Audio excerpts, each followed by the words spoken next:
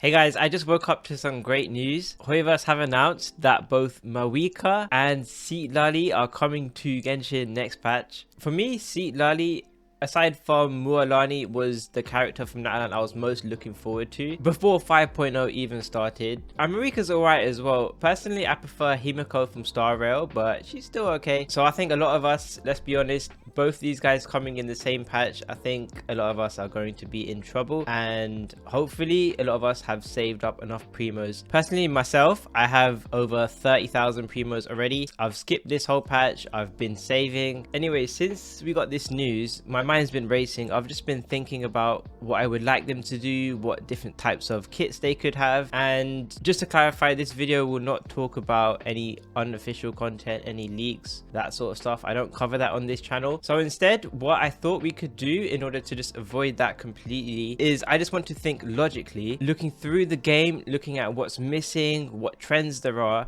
to figure out what types of kits they could do for a Pyro character or a Cryo character. And that's something I like doing on this channel, trying to get in the minds of the developer, or even just thinking about game balance and thinking about what sort of characters would be very interesting for the current roster. So first of all, the first way I like to get ideas for kits is looking for trends in what recent teams, recent characters like to use. And I've made recent videos about this, but one of the most obvious trends for the past year, maybe even longer than that, is the fact that there are a lot of characters like Lini, Neuvillette, Navia, a lot of Chevre's teams, Arlecchino, Clorand, sometimes even Emily, Mualani definitely, Kinich definitely as well. All these characters like to use xiangling, but they like to use xiangling in a way where they don't care that much about her damage. xiangling's damage does matter a lot for like Navia, and she deals pretty decent damage in Clorand teams, in Lini, Risley teams as well. She does good damage in a lot of these teams, but the general trend I think everyone has realized is a lot of these characters are basically like hyper carries. Lini, Neuvillette, Arlecchino, Clorand, Kinich, Mualani. A lot of these characters just want off-field pyro app, and they don't care that much about xiangling's damage potential. Perfect example being a Mualani team.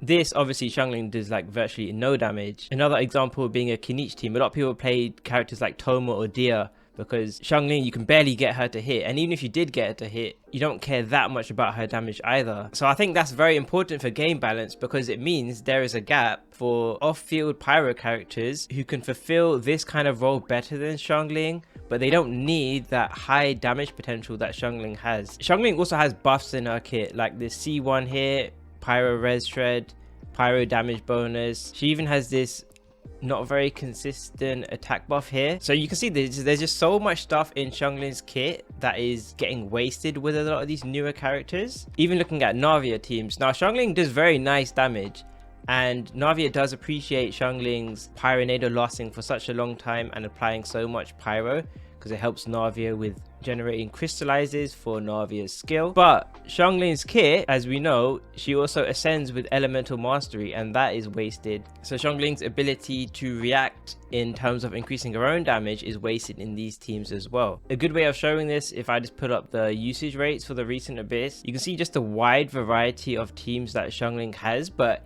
in all of these teams, like in a lot of these teams, she's doing like a completely different thing.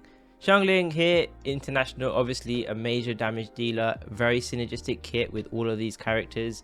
In this Lini team, her damage is less important, but she's there for the stacks for Lini's passive, and she also deals okay damage. Rider national, pretty similar to the international, but xiangling has the high burst energy cost as well. Then there's these Mualani teams and Kinich teams where she's just a pyro applier. So we have to think, what could a pyro applier do that is better than xiangling, and also that is weaker than xiangling in some areas too? I think the first thing I think is the most obvious one that everyone has been talking about for ages, for years even, is that we want a pyro applier sort of like Kuki Shinobu or Fischl or Raiden Shogun that applies pyro on their skill. That would be very nice quality of life, because then you don't have to worry that much about batterying xiangling, which is of course the #1 most annoying thing about playing her for a lot of people. I think getting the balance right with a pyro support is very important, because as I talked about in a previous video, I do still doubt that they would make a character that is just straight up stronger than xiangling or Bennett, because like I said in that previous video, the current characters are balanced with xiangling or Bennett in mind, and a lot of modern teams still use them. So if you make future characters just straight up better than these two and easier to play, then that would just blow the ceiling for characters who are already at the ceiling with Bennett or xiangling. Like for example, Mualani, she's super strong, but one of the only things holding her back is xiangling being hard to play. You make her stronger xiangling with 0 downsides, that would just make Mualani so much more stronger. Neuvillette Vape is very popular for speed runs, but the downside is that casuals can't play it because it's too difficult. If you just make Neuvillette Vape easy to play, then that could potentially just blow his other teams out of the water. Now it's also worth observing that a lot of these characters don't care that much about how much Pyro xiangling is applying. Like Linny doesn't care that much, Risley does, Neuvillette does, Navia kind of does. But then there are a lot of characters, maybe Chlorand, Mualani, because Mualani applies Pyro very slowly. Kinichi also doesn't care that much, so neither does Emily. So it's almost kind of split. So there is more real estate in making that Pyro character apply less Pyro than xiangling, because that is a good balance, because then there'll be teams like International, for example, where xiangling will be able to constantly vape and do a big damage from that. So overall, there is real estate for a character that applies Pyro on their skill, but they have maybe less Pyro application and they have less damage overall. But that would be an overall upgrade for like half the characters here, both in terms of quality of life and maybe even in terms of utility as well. And I think it's helpful, like for example, if you look at Chlorand, her most popular teams in terms of usage have never really been also her most strongest teams in terms of DPS or speed running. You know, a lot of people like using Zhongli or Toma, whereas for example, if you look at someone like Neuvillette, you know, a team like this is one of his strongest and also one of his most popular ones. Same thing with how it used to be with playing Zhongli here. So I think with someone like Chlorand, there is also a market for some sort of Pyro character to help bridge the gap. Maybe they replace Toma here, you know, replacing xiangling here, and then that team could be both popular in terms of casual players, and also that team could be a very high DPS and effective in speed runs. I think with characters like Neuvillette, they have that intentions right, but looking at characters like Chlorand or even Risley, there are clear gaps with these sorts of newer characters that I think the developers could add in a very popular teammate for them. So that's looking at trends for Pyro characters. Now we could do the same thing with Cryo, and the thing is, the trend for Cryo is that there is no trend. As many people have noticed for the past year, maybe even longer, there aren't that many popular Cryo characters, at least in terms of usage. But also people have noticed straight up that a lot of Cryo characters aren't even getting reran. Look, Shenhe, Ganyu at the top, even Risley at the top, and he's a newer character as well. Ayaka there as well. Even if you look at 4 stars, Chongyun, Charlotte, Diona, Mika even, wow, like even Femine. So Cryo characters are just not in the market at the moment. And even if you look at characters' popular teams, if you look at Ayaka here, the most popular team, highest AR and usage is the old classic team. Ganyu, only AR above 0.1 is the old classic team from 1.2. This team is from 1.2. And then Risley is kind of all over the place. He doesn't really have a standout trending team, and even a lot of these teams don't really involve Cryo characters either. Sometimes there's some Shenhe cameos. Eula as well, there isn't much to be learned from this because functionally everything's random. All the ARs are at 0.1, which means there's maybe just a handful of people using each team here. There's no real trend, but it's all over the place as well. I mean, here's like the speed running team, here's the Mika team, but there's no real standouts. And yeah, we can confirm looking at all of this, the amount of characters that use Cryo teams, maybe Garming, sometimes Arlecchino, but there isn't really a standout trend. Charlotte hasn't even reran, as I just mentioned before. So that makes me think in terms of gaps, there is like basically no gap, and there's also a gap at the same time. Basically, I think you need to add Cryo characters that give some stability and some core to the Cryo teams. Now, those of you who have watched some of our previous videos, you know that I would say there's like 2 standout ideas, at least in terms of filling gaps, and both of these are kind of like core supports, core teammates, sort of like a Kazuha or Shilonen or Farina for certain archetypes. One of them being a physical sub DPS or support. And on stream a while ago, we actually came up with this crazy kit, which is basically like a physical Chevreuse. But just warning you, this is setting expectations way too high. Even if they release a physical support, I would take a character that even does like half of this or a third of this. Basically, one of the issues with physical teams is that in a lot of other teams, you have multiple characters doing damage or multiple characters that could do damage. In physical teams, there is only the on-fielder that can do physical damage, and that's because there are no physical sub DPSs. If you look at Raiden, for example, who's a popular support in physical teams, if you can even say there is a popular support for physical teams, but she deals electro off-field damage. Or if you have a character like Rosaria, she'll do off-field cryo damage. None of them do off-field physical damage, and it means that you're wasting like your superconduct buffs, you're wasting your team buffs, maybe your team physical buffs. All of that is being wasted. Whereas you look at a bunch of different teams, they all have maybe a sub DPS or something that could also deal damage alongside the on-fielder that also benefits from all their buffs. It's a very core character that is already in a bunch of different team archetypes, like Fischl in Quicken teams. And it's crazy that physical doesn't have that. And you know, physical is electro or cryo. So there absolutely is real estate for that. A good way of thinking about it is, if you guys remember early xiao teams, at least until Floral came out, Sucrose was a very popular teammate for him. But that was because she was a good battery, she had some grouping, maybe she can hold Thrilling Tales. But that was not at all what Sucrose's role was.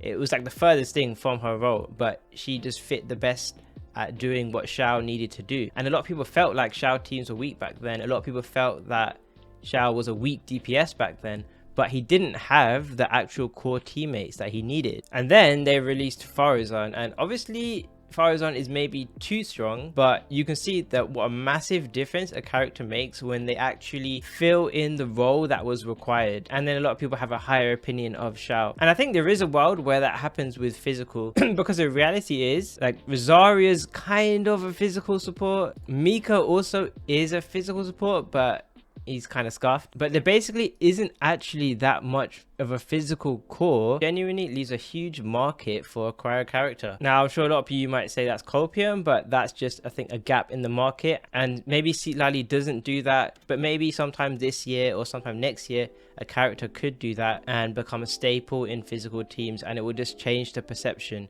Maybe physical won't be the strongest team in the world, but the perception will change with just some sort of stability there. Just for example, I kind of went a bit overkill, you know, maybe added some grouping to this physical support, which probably is never going to happen. I called it a magnetic pull, which constantly attracts opponents. But they can also do stuff like giving energy recharge to the team. They can make your physical team's damage ignore defense. You know, we did something clever here. When the party triggers superconduct against opponents, physical damage ignores defense. Maybe even when shatter is triggered, you ignore even more defense. And yeah, the best way I could explain it is, imagine like Raiden, but she deals a low amount of electro damage but a higher amount of physical damage. So she deals both at the same time so that they can proc superconduct but also deal damage at the same time. And you could reverse that for a cryo character. They do a low amount of cryo damage and a higher amount of physical, and it will help sustain superconduct, and also it could help them deal some nice damage. Just for last, I also added a similar idea to how Nahida's talent here works, where she gives EM based on